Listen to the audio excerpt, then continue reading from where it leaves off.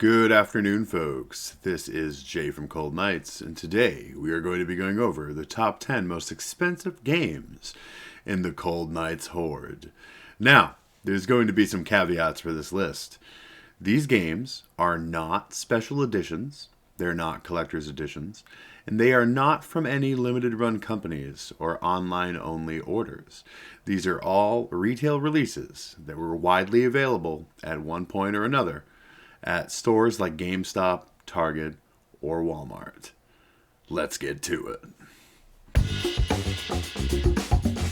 So, coming in at number 10, we have Dokapon Kingdom for the Nintendo Wii.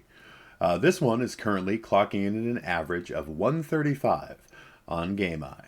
The story behind this acquisition: I walked into my local GameStop one day and saw it on the counter. I asked the clerk about it, and he said it was recently traded in. And, well, I was definitely interested. So I asked him how much it was. He said it is the full $59.99. And I said, don't worry, dude. I'm good for it. I think around the time it was going for around $80 or $90. So it has been a nice little investment. And we'll take a look inside. The disc, nice and pretty. And the book, that's the back. And the front of the book. Very nice. So, that is number 10, Dokapon Kingdom for the Nintendo Wii. Coming in at number 9, we have Merry Skelter Nightmares for the PS Vita.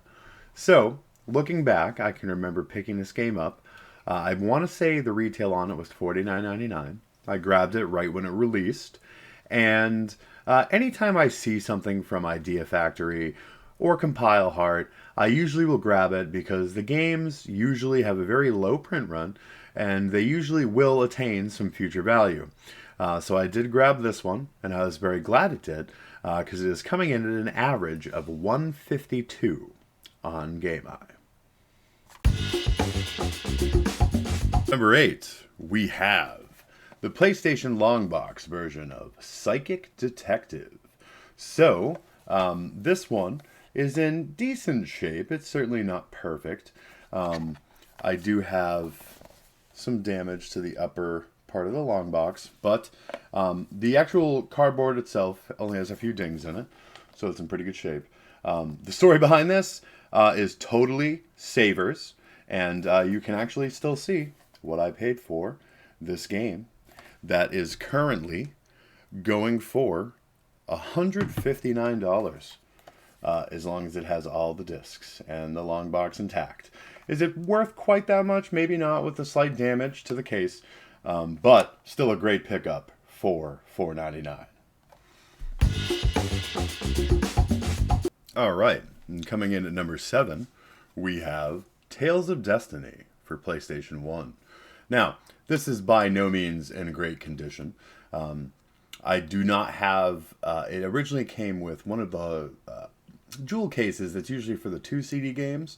This is only 1 disc, but it did have that 2 disc jewel case, which I do not have anymore. So I keep the manual in a separate single jewel case, and then I have the disc and the cover art, the back cover art, still in great shape. All right, so one of these days I may try to buy an authentic, 2 disc jewel case. I'm sure I can find some out there to kind of complete this, to make it look a little nicer. But this one is currently going for $181 complete in box. So would I call this complete in box? Probably not. But with a little work it could be. I do have all the components. The story behind this one is actually interesting. Back when me and my wife first started dating, when we were teenagers, she had a part-time job at Hollywood Video. And what they would do is when they were done renting out a game, when it had like its run and they had new releases that were going to come in place of it, they would sell them. And the employees had the first pick of the games. And they got some new games in, and this one went up for sale for $20. And even back then, it was already worth more than that. And she picked it up, and she was super excited to give it to me. And obviously now, it's worth quite a bit more. So, not in great shape, definitely needs a little rebuilding, but still a really beautiful game. One of the more fun Tales games, and one I definitely suggest if you kind of want to go back and take a look at some of the earlier entries in the series. Alright, so coming in at number 6 is the only NES game on this list. It is a beautiful boxed copy of the Flintstones Rescue of Dino and Hoppy. So this one is currently going for about $195 complete in box. And this one is the less rare of the Flintstones games, but it has risen in price significantly. The story behind this guy, one of our local pawn shops had got a pretty big trade-in or pawn of NES cards, and a couple of them were boxed, and this one they had for $50. And I remember back when I bought it, that was around the value of it. But I did think it was a good investment because I knew how popular and rare the other Flintstones game was, and I said, let's give it a try. So I bought it, put it away. I keep it in like a little plastic baggie to make sure that there's no dust or any kind of environmental damage that happens to the case, because they are pretty fragile. But it is appreciated in value quite a bit, and it's a nice, little interesting part of the collection to have. All right, so at number 5, we're going back to 2018, and so I went into a GameStop, and I happened to see this game on the shelf, and I knew even then this game was pretty rare. It was already going for more than the $60 tag that was on it, even pre-owned. And that game is the incredible DreamWorks Turbo Super Stunt Squad. Yes, it is based on the kids' cartoon. Yes, it is about racing snails. And yes, it is $208 complete in box. So this one is nice. We got the book. We got the disc. This is one of those rare games where the gameplay wasn't anything special. The property really isn't anything special. But that rare kind of tornado of an increased demand for some reason and a super limited quantity of print combined to make a game that is still to this day quite valuable and is the gem of many people's Wii U collections. It is not quite the gem of mine, which we'll see in another couple entries, but $208 for a racing snail game is pretty impressive. So at number 4, we have one of my childhood favorite games. It is well known as a gem on the PlayStation 1, and it is Suikoden 2. Now, I have this one in a shadow box because normally I have it displayed with some things and collectibles in the bedroom. This game not only is worth $240 complete in box, but it has a lot of sentimental meaning to me because really in my formative years with role-playing games, both Suikoden 1 and 2 were very special. Unfortunately, I did have Suikoden 2 and I traded it in to Funkoland at the time. So I did have to buy this in my adulthood. I did pay about $110 for this game in the pristine condition that it's in, and thankfully it has appreciated some in value. It's been higher than $240, but it's right around $240 now. But it is a beloved and blessed part of my collection. All right, coming in at number 3, we have another childhood favorite of mine, and that is Koudelka on the PlayStation. So, once again, Koudelka was a game that I had owned as a child, and I had turned in, of course. Luckily, a good friend of mine purchased this game for me as a holiday gift one year. And I do have now a pretty pristine, and you know what? I don't even count this against the value because I could remove it, but I like having some history behind the games. So this is a pretty pristine copy. As you can see here, it is beautifully, we got the beautiful discs, we still got the booklet, and then we also have the other discs. So it is a true wonder of a game. It is basically a turn-based RPG that during your world exploration is in a survival horror style. So imagine mixing something like Resident Evil with a Final Fantasy game. So it is one of my absolute all-time favorite games, and clocking in at $263 complete in box. It's also one of my more valuable games in the collection. So number 3, Koudelka. Now we are on to number 2, and it is the gem of my Wii U collection. So at number 2, without further ado, is Devil's Third. So Devil's Third was skyrocketing in price after the first print quickly sold out and it was no longer available. A second print did come out, and I was able to get my hands on it, but that print didn't really add a whole lot to circulation. So this game is currently $336 complete in box. And we see, we have the beautiful disc. We still have the Wii U paperwork with it.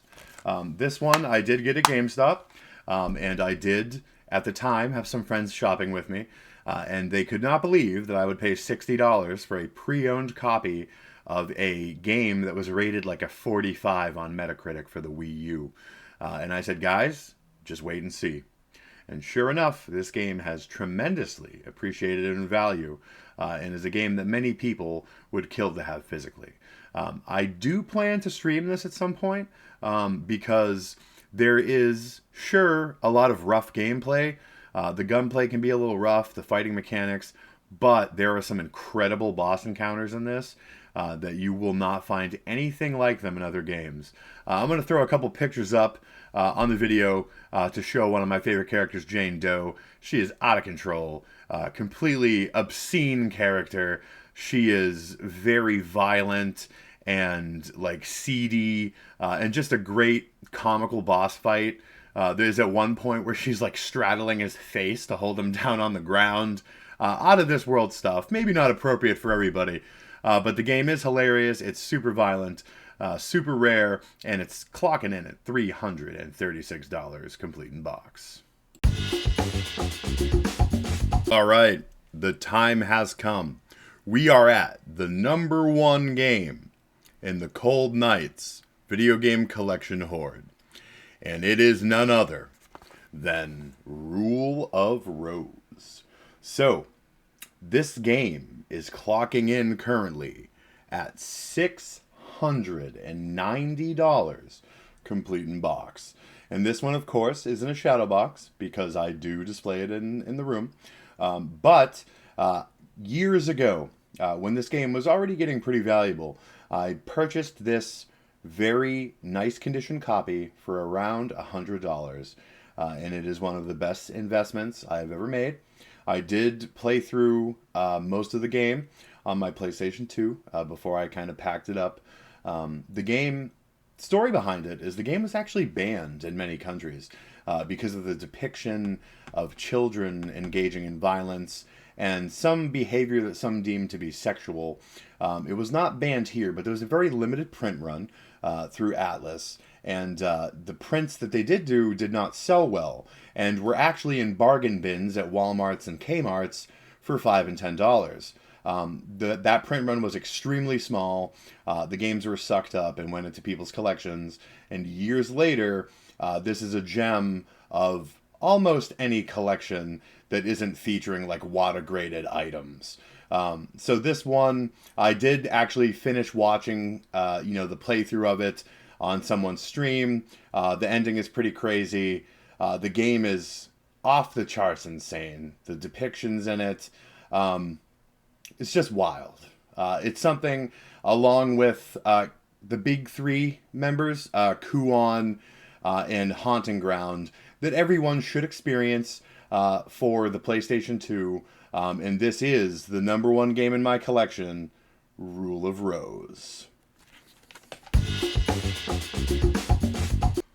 Alright, so we are going to do a little bit of bonus content. I'm going to show off my favorite collector's edition that I have in my collection. So this one was also gifted to me by a dear friend. And this one is Devil Summoner 2, Raidu Kuzunoha versus King Abaddon. And it is a beautiful collector's edition that has a plush and the game. The box is absolutely beautiful. All right.